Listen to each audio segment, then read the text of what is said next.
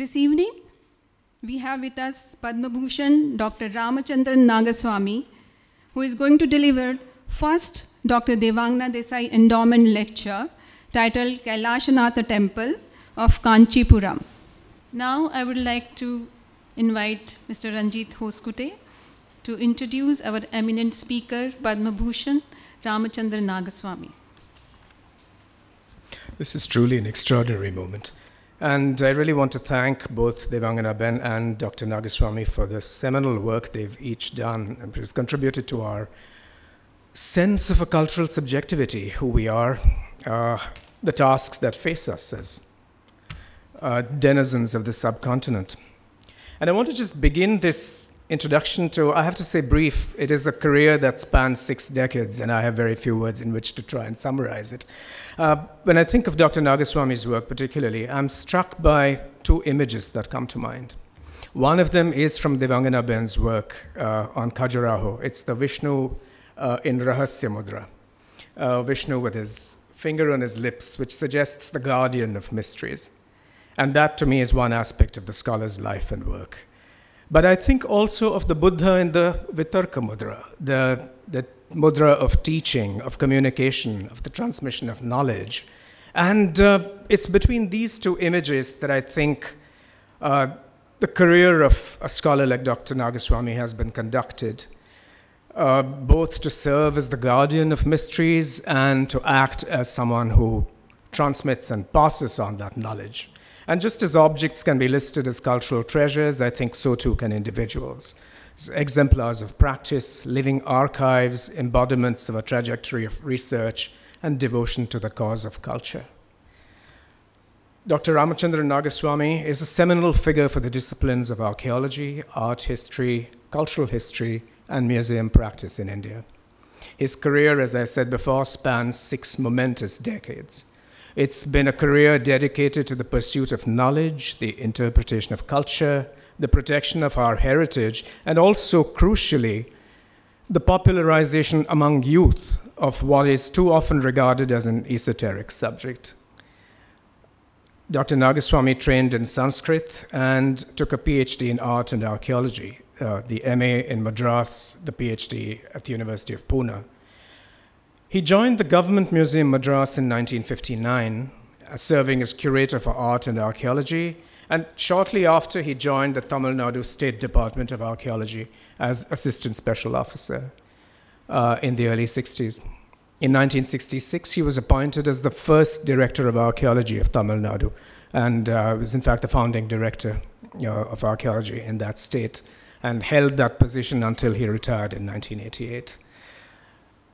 And in the course of his work at the Department of Archaeology in Tamil Nadu, and I want to stress this because this museum is moving towards the opening of a children's museum, I think when I think of Dr. Nagaswamy's work, something that stands out is his preoccupation with popularizing archaeology through conceiving and producing inexpensive guides to monuments, to sites. These were broadsheet style and pocketbook format guides.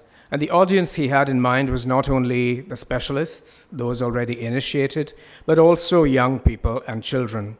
I'm thinking too of an early initiative, a path-breaking initiative, where he involved several thousand school and college students in the work of cleaning and preserving precincts and monuments in Tamil Nadu.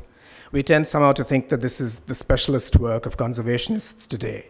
It's interesting to think of how a large number of young people could be involved in a project like that, which obviously would produce a sense of true civic ownership of this heritage. During his tenure as director also, he set up 12 regional museums, as well as district-level museums and site museums. Among these, I would specifically flag a museum for prehistoric finds at Pundi and the Arcot Islamic Museum, which is a tribute to the material culture of the late Mughal Carnatic between the 17th and 19th centuries, which is, as far as I know, a reasonably unique endeavor in a country which has enormous Islamic heritage, but is not always willing to accept its importance and relevance. Among the legacies that Dr. Nagaswamy was responsible for conserving and protecting are the site of the Chola palace at Gangaikonda, Cholapuram, the 17th century Thirumal Naik palace in Madurai, for which he also conceived and developed a sonne lumiere program. Also Dansborg, the 17th century Danish fort at Tankebar, and the birthplace of the national poet Subramanya Bharati in Ettayapuram in deep southern Tamil Nadu.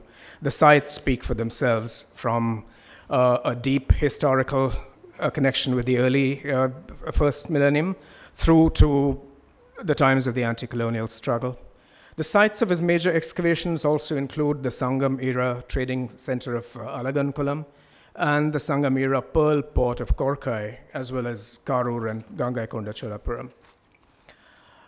Also, I'd like to point out that he pioneered the use of undersea archaeological exploration in Tamil Nadu, particularly among the submerged ruins of the old Chola port capital of Pumpuhar. He's also been remarkably prolific in terms of his publications, which include more than 120 books, including works that many of us in this room are familiar with, masterpieces of early South Indian bronzes, Shiva Bhakti, Timeless Delight, which is the record of the South Indian bronzes in the collection of the Sarabhai Foundation, and facets of South Indian art and architecture. Also, his commitment to the popularizing of archaeology and art has been articulated not only through institutions, but also through festivals. In 1980, together with Kapila Vatsan, the scholar and institution builder, he founded the now celebrated Natyanjali Festival in Chidambaram. As an expert on South Indian bronzes also, and here is the scholar as witness, Dr. Nagaswamy appeared as an expert witness for the prosecution for a case that fascinated many, many of us, I think in the 1980s. It took place in London. It involved what is now called the London Nataraja, a Chola bronze Nataraj icon that had found its way from a temple in Tanjavur through the usual circuit, a dealer in Bombay, a dealer in London, who was in the process of selling it. But the British Museum raised a warning flag, leading the Nataraj to be seized. And in the landmark trial that followed, I think what we see is the beginnings of a set of norms concerning the repatriation of cultural treasures that have been misappropriated transnationally. Dr. Nagaswamy has also, of course, received many prestigious honors and awards, including, most recently, the Padmabhushan. And with these words, I will cease to stand between you and our speaker, and may I invite you to come up and address us. Please join me in welcoming Dr. Nagaswamy. Mr. Chairman of the Board of Trustees of this great institution, this museum, Dr. Devanagana Desai, learned friends, and great men of Bombay, I am extremely thankful for this great opportunity to stand before you and give the first endowment lecture instituted by Dr. Devanagana Desai. It is almost 40 years back I first listened to Dr. Devanagana Desai at Philadelphia Museum when a great art historian, Stella Kramrisch, organized manifestation of Shiva, where Dr. Devanagana Desai gave a thrilling exposition of the great temple of Khajuraho. Ever since, I have been an admirer of Dr. Devanagana Desai's presentations in many of these conferences, seminars, and workshops. And if Devanagana Desai is there participating, then we may be sure that that conference is a great success. That's how she was in her presentation. If she was not there, we can be sure that it is a failure also. She is extraordinary in her presentation, and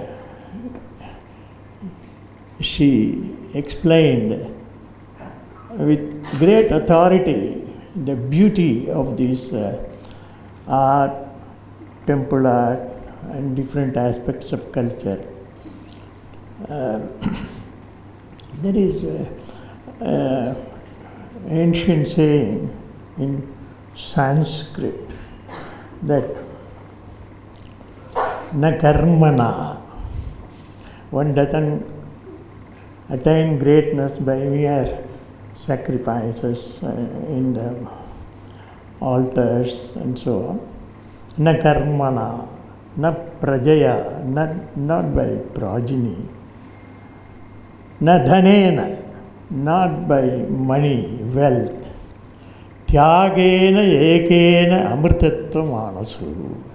It is by tyaga that immortality is attained, says the ancient saying, Indian saying. Devangana, as she just said, that from her very young age she was passionately interested in art, and throughout her life she has been devoting only for the study and propagating it. And now, having attained that, all experiences of joy, ananda, now she has made the whole thing to the future generation to continue this and enjoy that ananda. And by this, Dr. Devangana, you have attained immortality, amrtatva of the ancient land. I congratulate you. Thank you very much for giving this beautiful endowment. And what a great contribution of a great scholar to the great future of Indian art and culture. Once again, I am extremely thankful on behalf of all the art historians of India, or perhaps those who love Indian culture, on behalf of all of them. I thank you very much for instituting this excellent endowment. In this institution, we have another saying in ancient one, you have to give everything in the supatra, deserving institutions, not in apatra. Apatreshu yaddanam, it doesn't flourish. But you have chosen this institution by great immortal souls who have worked for Indian art and culture through this institution. You have joined the galaxy of those great men like Moti Chandra, Kandalwala and others who have made this a great institution. And you will live so long as this institution lasts, so long as Indian art and culture lasts, so long as younger generation looks on to this institution of this endowment as a source for developing art Indian history. Thank you very much once again. And I want to say that I had the pleasure of meeting great men in this institution like Moti Chandra, Dr. Kandalwala. I had the pleasure of going with them to many of the Chola temples. And I have Sarai Doshi here who took me to Sravana Balgola and all the Jaina temples and other great men who have been here, who have made this a great institution. And remembering them, I would like to give my presentation. What a great joy, sir. In 1892, one German scholar took interest in Indian art and Indian inscription and started publishing a series of books called South Indian Inscriptions Volume Series. The first volume, he copied the inscription on the Mahabalipuram temple and published it. This temple, Kailasanatha Temple of Kanchipuram, also was published in that first volume, and we have now several volumes which have come. That was the first occasion when the Pallavas' contribution to art was brought to our notice, and that we have occasion to talk about it. I am very thrilled that the first of the endowment, we look at this monument not as a structure, not as a presentation of stone sculpture, but something as what was poetically imagined at that point of time. And from that time onwards, the ideas of Pallava's contribution in Indian art, history, culture, painting, music, dance, etc., everything came into intense study. And so the first to be published with authentic inscription goes back to 1892 about this monumental art. Sir, if you understand this temple, you understand what is a Hindu classical temple. What constituted the complements of all the aspects of Indian temple art, divine art. You have music, you have dance, you have references to dance, you have references to music, you have references to Vastu Vidya, Vastu Pada Vinyasa, Vastu Purusha Mandala. These are all technical terms used in temple architecture. And then two important titles that this builder of this temple has left in the monument, with which I would like to start my talk. One, he says, Kanchi Mahamanihi, the great jewel of Kanchipuram. Kanchi Mahamani. That was the title he gave to himself. And this temple is equally Kanchi Mahamani, a great jewel in the temples of, among the temples of Kanchipuram. The second one that I want to bring to your notice is another title in which he calls himself Kavya Prabodha, a lover of, a connoisseur of poetic, Kavya Prabodha. So I am studying this temple from a slightly different angle rather than studying the architecture, etc. Now this could be studied in different parts: general introduction, the personality of the builder, the background to appreciation, the temple inscriptions, the Vastu, iconographic program, the distribution of sculptures all around, meaning something, paintings, later inscriptions and secondary temples. But it's not possible to go, there may be some little overlap in my presentation. Next, this temple has inspired great kings who built their temples, and they have recorded their appreciations about its magnitude.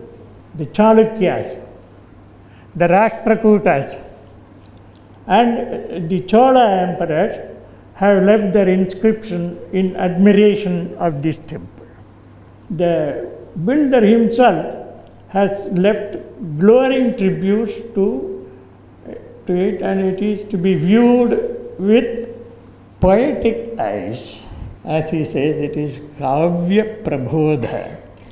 So it is poetry. The temple itself is poetry.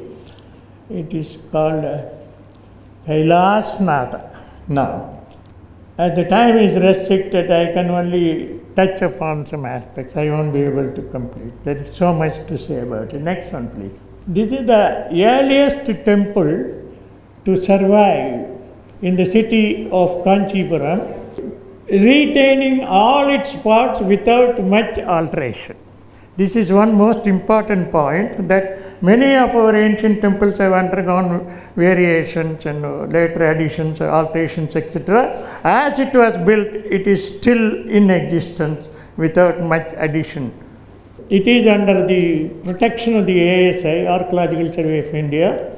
It was built around 700 CE And there are many other temples built by the same ruler that give valuable clue for a comparative study. Next one.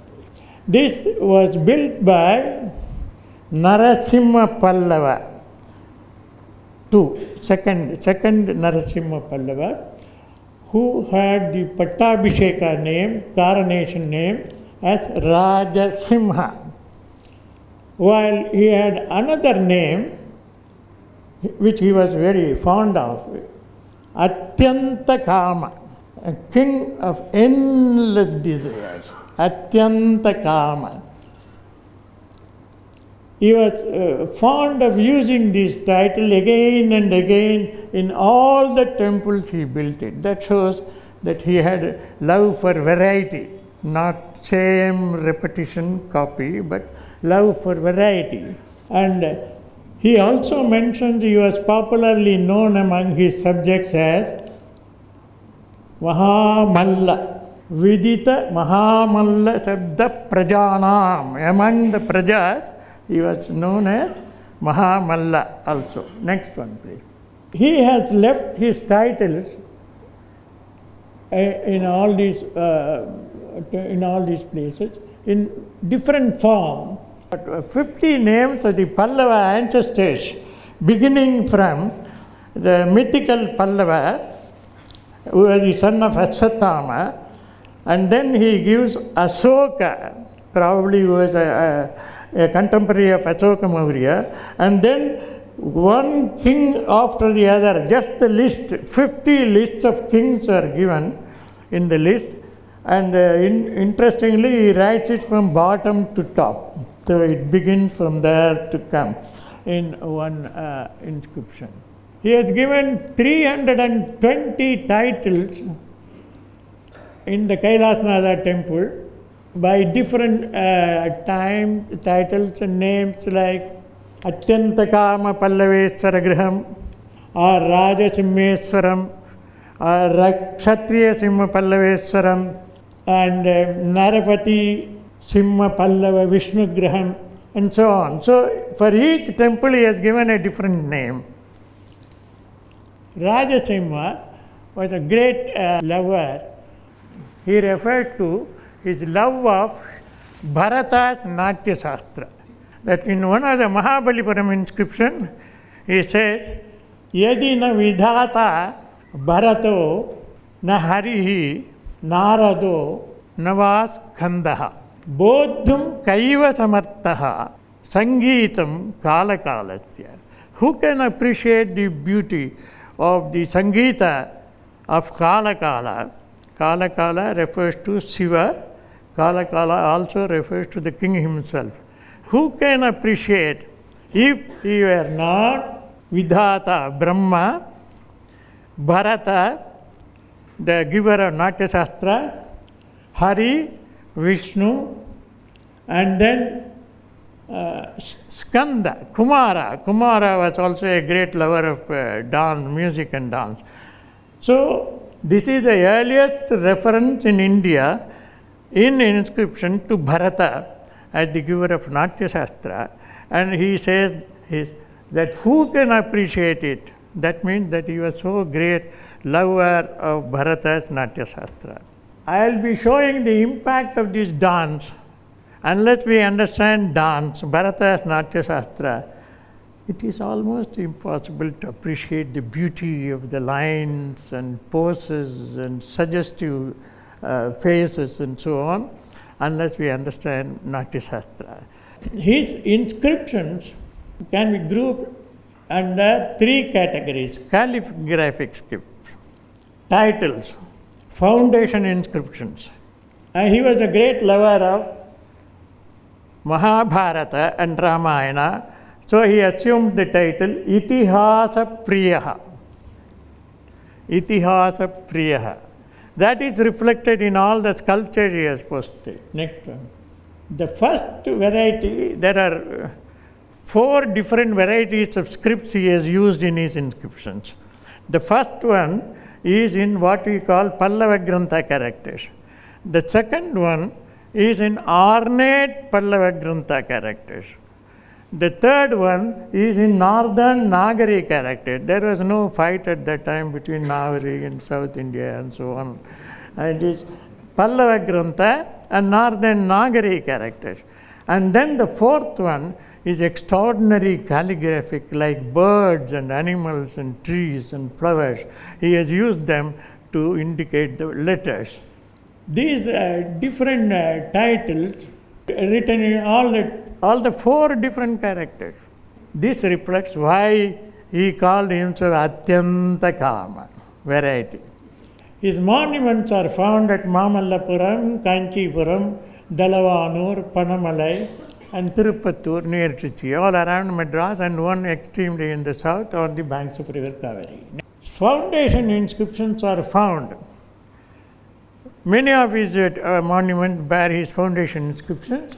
They are found in Dharmaraja Mandapa in Mahabalipuram, Dharmaraja Ratha in Mahabalipuram, Ganesha Ratha, Seashore Temple, Kailasanatha Temple, Talagirishwara Temple at Panamalai, about 100 miles away from Madras, Cave Temple at Dalavanur. In all these places he mentions specifically that he caused this temple to be made. Tena idam karitam.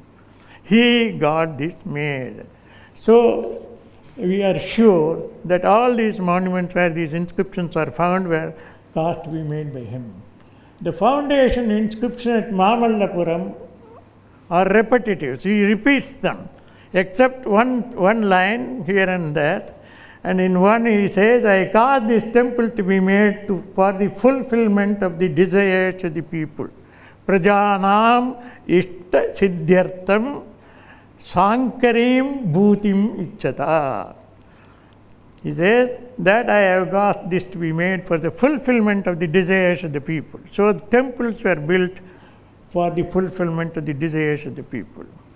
These inscriptions are beautiful Sanskrit poems, absolutely beautiful poems. And as I said, he was fond of poetry, so he has used alankaras, what we call alankaras, as Virodha Bhasa, Adbhuta, and so on. These alankaras are all used in his inscriptions. Incidentally, these were the first inscriptions published in South Indian Inscription, 1892, by Hulsh. Next one. The inscription on the base of the main temple of Kailasanatha Temple at Kanchipuram, he referred to the king as Rajasimha and calls the temple Rajasimhesvara Griham. But now it is called Kailasanatha Temple. The main inscription in Rajasimhesvara is in Pallava Grantha characters and in Sanskrit language, going almost around the main base of the temple, beginning from the northern side in anti-clockwise, so that we can read it in excellent Grantha characters. At the beginning part is built in by a later wall of 15th century. It is not available up to a certain part. Then it continues. We are able to read all the inscriptions. Next one. It speaks about the river Ganga. It starts as the river Ganga flowing into the earth, and it comes down Neela as he passes through the throat, Neelakantha. So the water turns into Neela, and further down, by the gems of the snakes, it turns into red and then goes down, blessing the people. Now this is how he begins his inscription. That is, the grace of Shiva passes down to the earth, and it has also a subtle meaning, Neela and red, which refers to Ardhanari form and the color. So he plays pun on these words. It also refers to Harihara, Neela and red, Vishnu. Next. In essence, the beginning of this inscription is a benedictory verse praying the grace of Shiva for all by purifying the people and the earth. Ganga flows down, assuming different colors from summit of Kailasa to the earth and joins the sea. That's how he starts his inscription. It is a suggestion that this is a Kailasa type of temple. Kailasa, Mandara, or different types of temple architecture. He also suggests that this is a Kailasa type of architecture. He gives Pallava, the son of Ashwatthama, called the dynasty. This king was born of Paramesvara. His father's name was Paramesvara. He says, just as Kumara, Guha, was born to Paramesvara, he was born to Paramesvara Pallava as his son, as Guha. But this is another meaning. In all his temples, he wanted to visualize this poetic form by making what is called Soma Skanda image, where Shiva and Parvati are seated, and on the lap of Parvati, a small child is portrayed, who is Guha. So he says Paramesvara. Paramesvara's son Guha, and he likens himself to Subramanya Kumaraha Guhaiva Paramat Ishwarat Atta Janma. He was born of Paramesvara as Guha. And in all his temples, only in his temples we find Somaskanda images with Shiva, Paramesvara, Parvati and Guha on his as a child. The next verse is all the more important as it refers to all knowledge of Saiva Siddhanta Marga. This is a very important inscription for the history of Saiva philosophy in India. For the first time he says, Vidita Bahunaya Saiva Siddhanta Marge. He understood all the different concepts in Saiva Siddhanta Marga, and by that got himself purified. And there were many schools of Saiva system in those days, and he studied all of them, and he got himself purified. Shata Sakala Malaha. Mala is, we have got 3 malas, and Anava, Karma and Maya. These are all removed, and he became a great Saiva Siddhantin. And this is the system that was followed subsequently till very recent time in Tamil Nadu. So all we have is Siddhanta Saiva, about which Devanagana Desai has also written a work. These are the Saiva, Pasupata, Soma, Vama, Lakula and Kalamukha. These are all the various Saiva subsects. But of this, Siddhanta Saiva he established, and that continued for the subsequent 1300 years in Tamil Nadu. The term in these records called Saivam represented Siddhanta Saivam, and it is said to be the benign form of Saivism. The next verse is also connected with the benign school of Saivism. It's very interesting verse. Kala Chatura Yoshitam Rahasi Ranjane Manmataha. He is a Manmata, sporting with beautiful girls, but not in public, in Rahasi Ranjane Manmataha. A king who had all the powers at his command had Rahasi Ranjane Manmataha, which means that it cannot be exhibited. It's a personal experience, cannot be exhibited in public, and that is why in the whole of southern part of India you never have this union portrayed in temple walls. It's a benign type of nowhere in great temple, Tanjore, Gangaikonda Cholapuram, we don't have the Mithunas portrayed in. So it is to be considered as a gift of these such great kings in ancient Tamil Nadu. So it does not give room for explicit sexual indulgence in public, which is meant to be personal in seclusion. So, Rahasi Ranjani Manmataha. That is what he has mentioned in his own inscription. It is necessary to note that neither in this temple nor at Mahabalipuram these acts are depicted in any form. This continued in subsequent period, continued in Chola period till we come to medieval period. So many people question why it is not there, because it is a Siddhanta Saiva which has been followed in Tamil Nadu. Then this is a wonderful, wonderful point. Yasas sadrisam atmanaha, equal to his own greatness. Yasas sadrisam atmanaha, bhavanam etad utthapitam.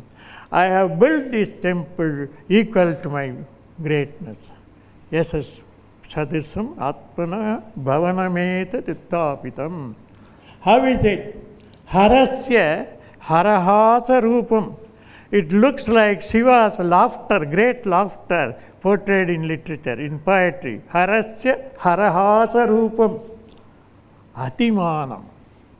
Great scale, it has been conceived of, great scale. Atimana means mana is measurement. Atimana is great measurement. This temple has been built of great measurement, he says in his own inscription. Atimana. And then he gave another epithet, Atyadbhutam. What a great temple, grand temple. Atimanam Atyadbhutam. That's what he calls it. Amazing. The weather, otherwise, there is one verse which I may not, I don't have time to do. It refers to a particular event in the history of Saivism in Tamil Nadu. I now revert to the layout and iconographic distribution of this great temple. It remains in the same form without additions or alterations. Next, there is one small mandapa. Rajasimha gives some epithets. I give you something about epithets reverting in mind. Erecting the temple, he mentions that he has acquired this wealth, who eliminated the internal enemies and the internal enemies like thorns, and subdued all the other kings, and with that wealth he has built this temple. There is a Dharmasastra prescription. Anybody who wants to do any dana or construction, he has to do it with his own money, legally earned, and that only will give him the punya. This is a Manu's prescription, that dana is one's own legally acquired wealth that is given dana, just as our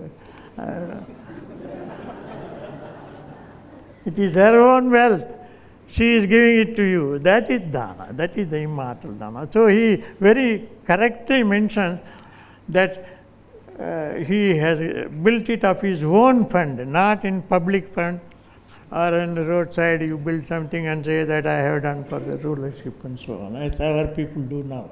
Next one, please. Any religious edifice should be built with the wealth gained legally in the dharma of the land. Now it is builder's duty to protect the country from external enemy and internal mischief makers. Any wealth acquired in war, administration and justice belongs to the king according to the law, ancient law. So that is, with that he has built it. Next one. I have built it according to my equal unto my great fame. Yasas sadrisam atmanaha. Next one. Rajasimha built this temple equal to his fame, he said. He was conscious that it should reflect harasya harahasa rupam. You see, in Sanskrit poetry, Shiva's attahasa is greatly praised. It resembled the attahasa and absolutely magnificent one. Next one, please. The next verse is not a catalogued description of the temple, but an aesthetic, poetic description. Asmin udvritta satru dvirata ganagata rajasimhena rajnya. Beautiful Sanskrit. Our fellows, they say they don't want Sanskrit now, but this is the earliest Sanskrit. Look at our Sanskrit. His enemy kings are like crowds of ratting elephants who were overthrown by the lion among the kings. Lion among the kings, Rajasimha. Next one. He saw his royal order was obeyed in all the directions, which subtly means that all the elephants of the 8 directions obeyed his orders. The lion among the kings is a righteous king. He calls himself Dharmi Bhaja. Then he says, in this temple, everything surpasses the beauty of sport of Shiva on Kailasa mountain. Kailasa Leelam Apaharati Grihe Rajasimhesvara Khe. Let Shiva and Parvati and Guha remain forever in this temple built by him. So, when you see the sculptures, please keep this in mind, that Shiva's Leela on Kailasa is portrayed in all the literature, poetry, and that is what you see here. It surpasses that poetry. Kailasa Leelam Apaharati Grihe. The sculptural wealth of this temple, which we will see presently, let Shiva, who has a bull as emblem, remain forever here in this temple. That's what he says. Next, this is the temple. Look at the plan. Perfect rectangle with a central tower, and there is a front mandapa, an enclosure with little shrines, which is called malika, like a flower garland. It goes around the central tower. And then there are a few other temples about which I will tell you later. Next one. Now this is the elevation drawing done by Alexander Ree, great architect. Except that mandapa which I have shown, that is the only portion which is the later addition, 14th century. Perhaps there was an earlier addition in the time of the Cholas, but that collapsed and this has been built in 14th century. And this is the elevation of this is a 5-storied structure. Next one. Now here is another temple built by him at Mahabalipuram, which is called the Shore Temple. There are 2 temples, elevation you have. There is a third one in between, which was a rectangular one, which collapsed. That was dedicated to Vishnu. But you see that what he has there is different, and what you have here is different.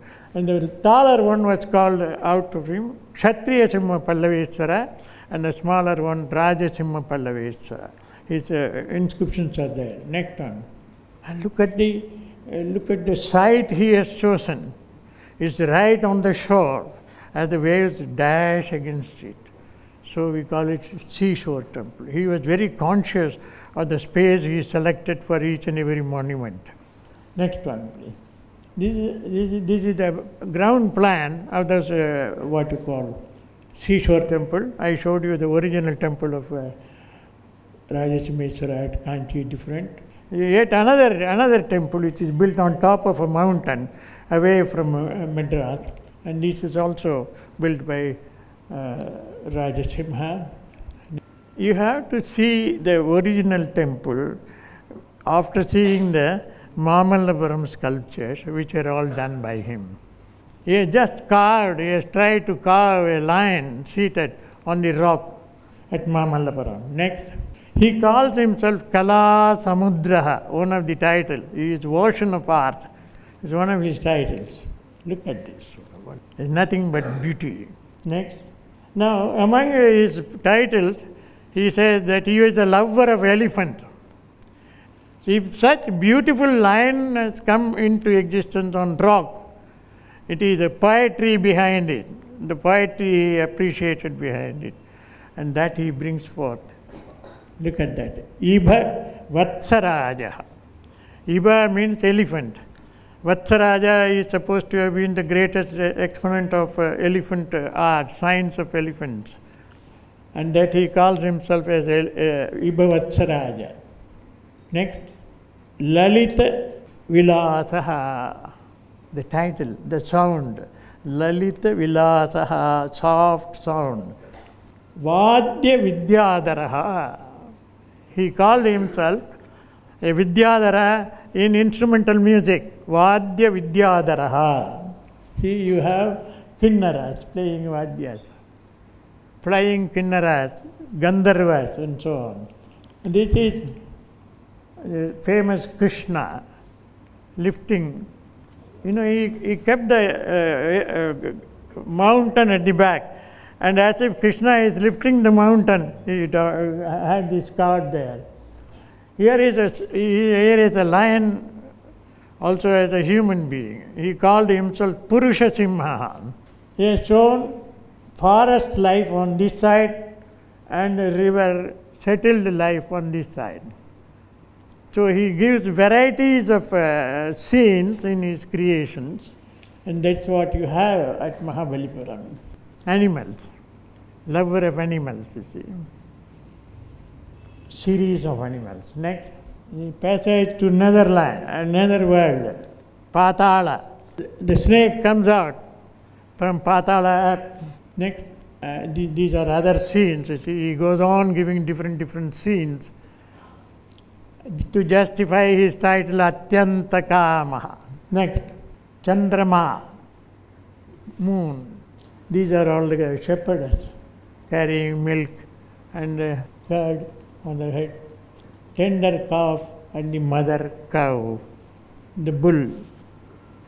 You have 5 different varieties of temples in one place, which shows that the love for different varieties. He always keeps on expressing himself in different forms. This is a very important temple where his titles are there, and he calls it Atyanta Kama Pallaveswara Griham. This is the Ishvara Griha of Atyanta Kama Pallava. Is another. This is a 2-storied structure. Apsaras. What fantastic portrayal. Apsaras are known for their beauty, and he has brought the beauty on stone. Now there are titles above in different scripts. You see. Above this sculpture also his titles are there in Dharmarajratha at Mahabalipuram. We come to the Mula Prasada, the main temple. The main enclosure is a perfect rectangle, its length being exactly double the size of its width, agreeing to what is called Parama Saji Pada, which is 9 into 9, 81 squares, doubled into rectangle. The square is prescribed for adoption by Chakravartins. When Chakravartins build such temples, then the rectangle, utilizing each square to house a miniature temple, that's beautified with a row of miniature temples going around the Prakara, Malika. This is the type of grid system they draw before planning the ground plan. This is called the Vastu Pada Vinyasa. This is the main temple, Kailasanatha Temple, Kanchipuram. 2 squares, exactly. It's one and the other. It is an all-stone temple. All over from base to top, it is built of stone. So it is a Suddha. It's not a Misra type of temple, it's a Suddha type of temple from base to top. Then it has an elaborately laid rectangular enclosure preceded by another somewhat smaller temple and a row of miniature temples. You have 3 temples. The back one was the one built by Rajasimha. The second one you see in front was built by his son, even when the king himself was alive. And the third one, all his queens have built also, so it is something almost like everyone of the family participating in the venture. That one, Kailasanath, this is Mahendra Varmeswara. This has beautiful poetry, but unfortunately I won't be able to tell you that. So nice, excellent. The women says, why not I also build it? Not only you should build. And so they, all of them, 6 of them, they built all the temples there. Beautiful, beautiful layout, perfect. We don't have in any other part of India this original layout undisturbed as it is, like this. That is the elevation of his son's temple in front, and all the queens, their temples are on the other side. Next. Now here there are side shrines which have been pulled out on 8 directions. The first one in the center is the sanctum, and then you have 8 to 7 one going around. So it is actually the form of Ashtamurti integrated in the main prasada. So you have 1, 2, 3, 4, 5, 6, 7, 8. These are the side shrines which I will be showing you. Then on the walls of the temple you have sculptures portrayed. It goes around 1, 2, 3, 4 on the main wall. Now next one, this is the outer side of the enclosure, inner side. These are the small signs goes around perfect in a rectangle going around on the other side. One is on the southern side, another one is on the northern side. That's the view of the perfect line, perfect construction, perfect little shines. One aspect is at the bottom they have used granite stone, heavy, which can bear weight. And again little up they have shown this granite, and all the rest are carved out of sandstone. So they are carved in situ.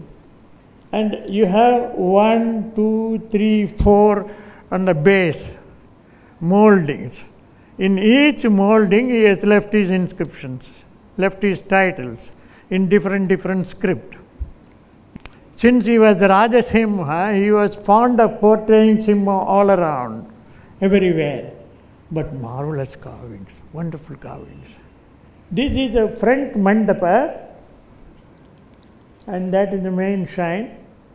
This front mandapa is also original, and it has 4 devatas, goddesses, Lakshmi, Saraswati, Durga and Jeshta. So the mandapa is always called as Sakti, and the prasada is called the Purusha and Sakti. In that inscription, we have 2 historic records. One, a Chalukya king, immediately after about 30 years after building this temple, he came to Kanchipuram. He conquered Kanchipuram. He wanted to destroy Kanchipuram because earlier one of the Pallavas went and conquered Badami, and he destroyed Badami.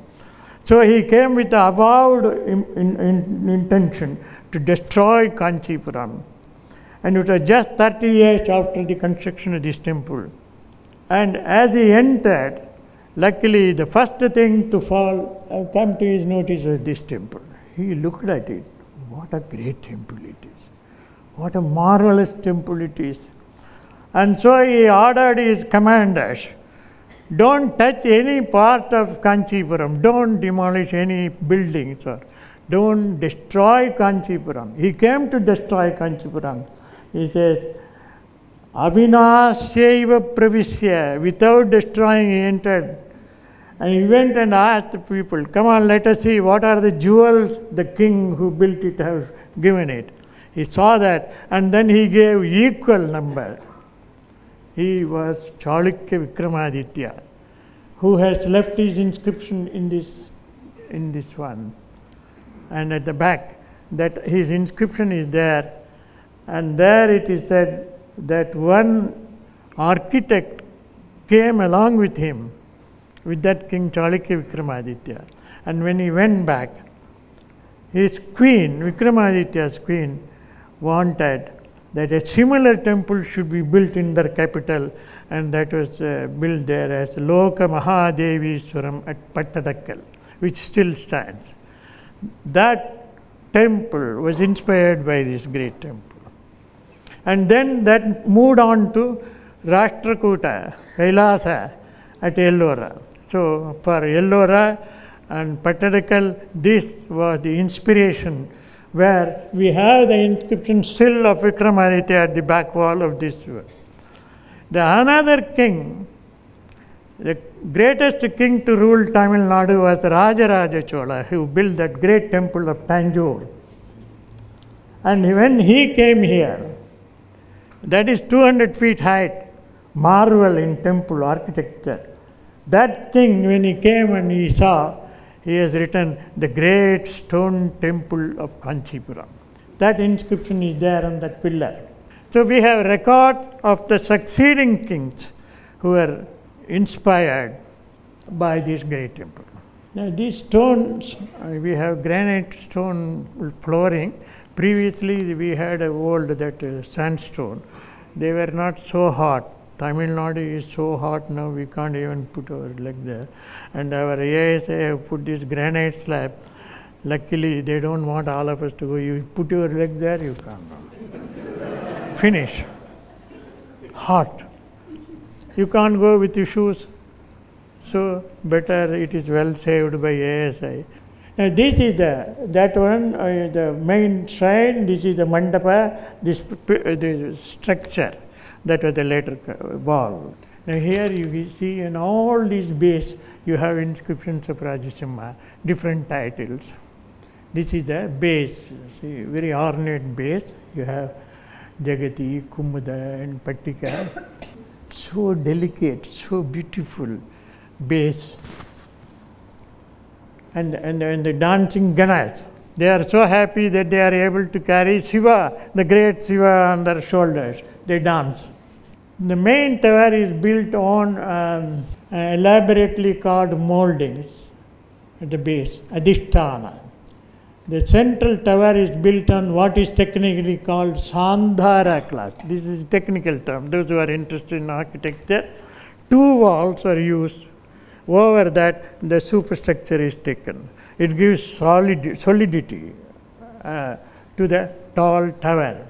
So at great temples like Tanjavur and Gangaikonda Cholapuram, they use the same technique of construction. It is a joy to see this. You go any number of times, you love to see this. These are the little shrines going around along the Prakara wall. Next one, you see each one is a miniature temple. It has a Garbhagriha, a small Ardhamandapa, tower, so on. So it is the carving, each and every angle. So when he said, Kailasa apaharati grihe, it surpasses the beauty of sports of Shiva and Kailasa. You see every sculpture is done with care and attention and delicacy. This is Devi with multiple arms. How the arms have been distributed. She is very majestically seated on the lion. We must remember that when this was built, it was completely covered with fine lime plaster and the whole thing was painted from base to top. We have Ekadasa Rudras, Dwadasa Adityas. These are all the images that are found in Hindu temples. But here he has given visual representation to all these ideas.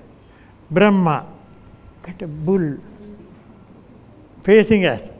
It's in the Somaskanda panel. Devi, that because it is made of sandstone, in many places it has fallen down, worn out.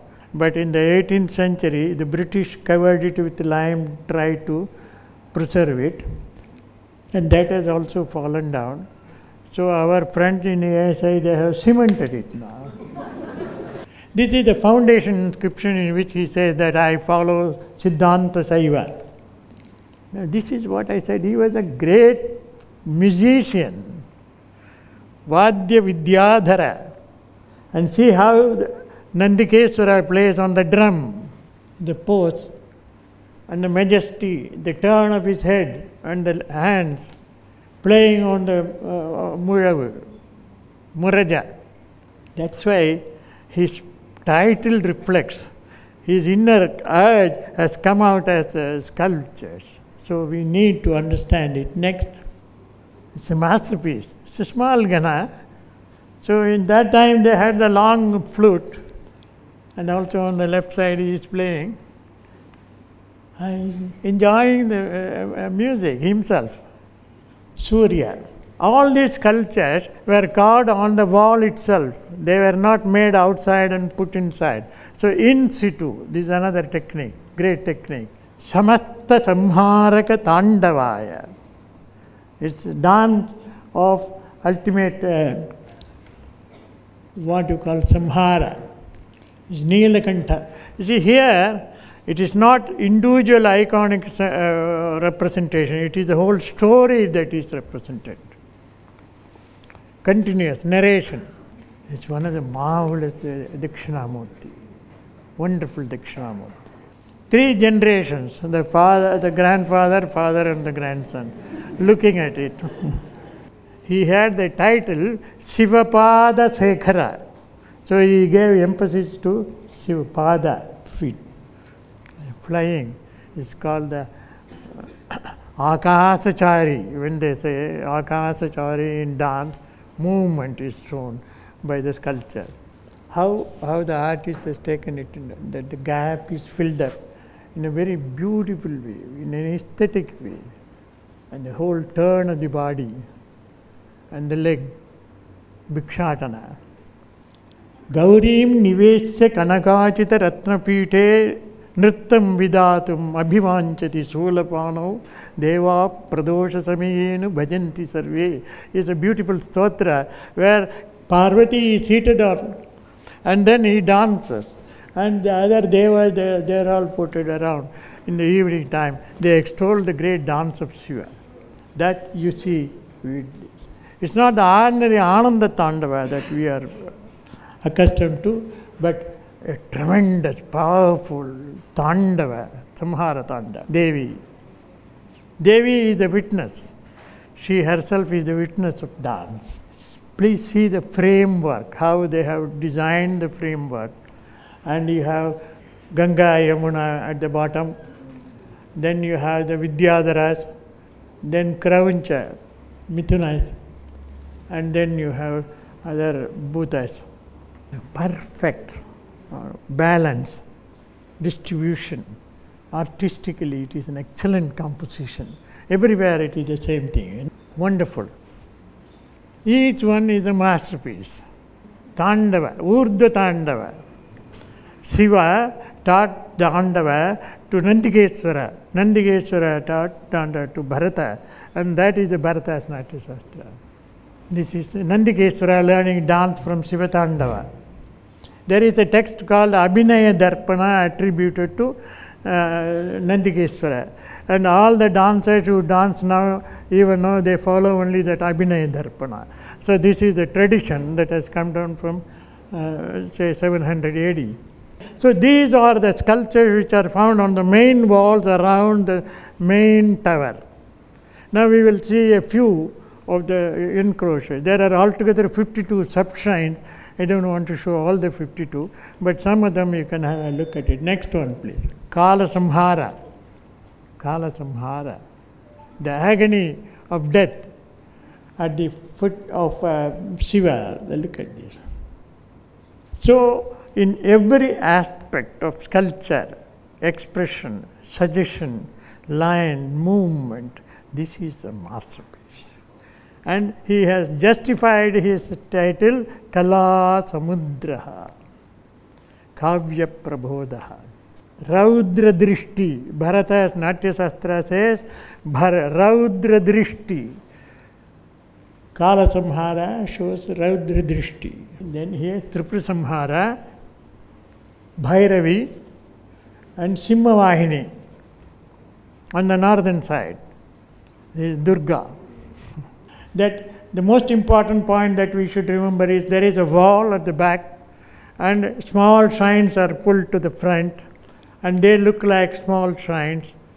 And on the back wall there are 2 series of sculptures. One, 32 aspects of Devi, Parvati, playing Veena, Kadamba Vanavasini and so on. All aspects that are described in Lalita Sahasranama and other Devi Mahatmya, you see them portrayed around, complete. 32 sculptures are there. Then you have what we call Pada Devatas, Vastu Pada Devatas. We saw the square, each square is conceived as a power and each power is personified as a deity with its consort. and that is distributed throughout, all around.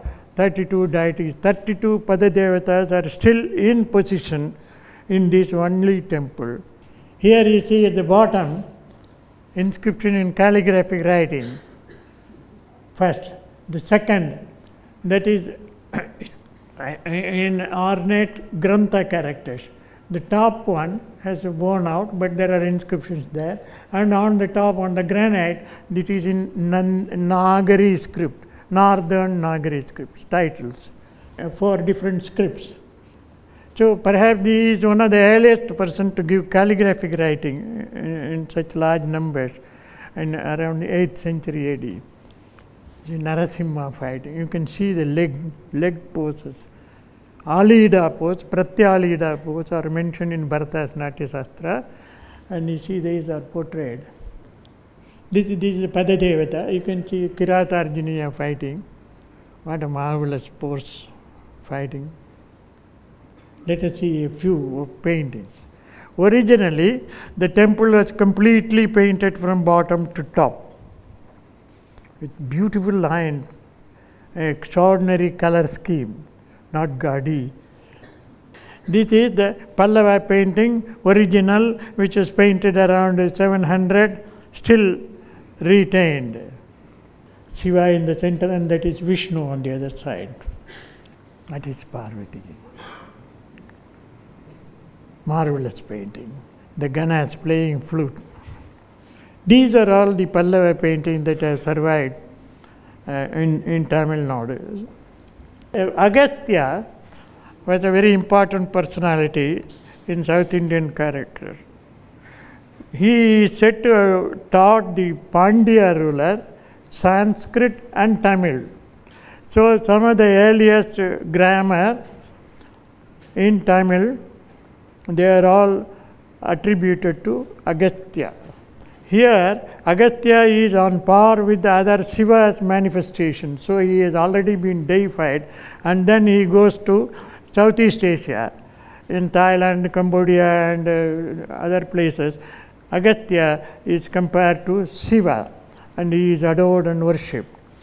And so we find earliest representation here along with Shiva. Mahendravarmeswara Griha is the temple built by his son in front, and he has left his painting, his inscriptions. He says that Rajasimha tried to create the very Krita Yuga on this earth. Krita Yugam aparam nirmimano mahendram, he says the inscription. You see a row of small shrines. There are 5 or 6 queens of the king who have built, each one have built one shrine at the front. These are the temples built by the queens. So in the field of architecture, layout, sculptural distribution, a vision of balance, art, paintings, inscriptions, variety, and undisturbed till date. This is the only temple that survives in India, in southern part of India.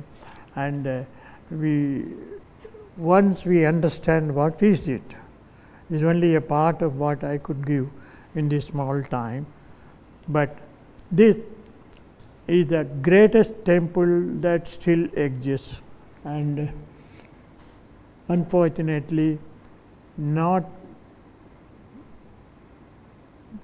well maintained.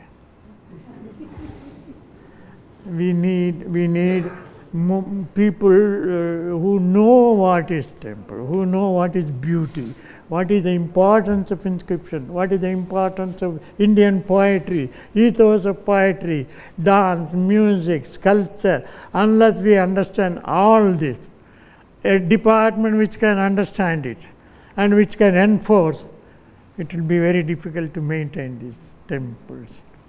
And so I am thankful for giving me this opportunity to present to you this one of the greatest temples that is still in existence for me. Thank you.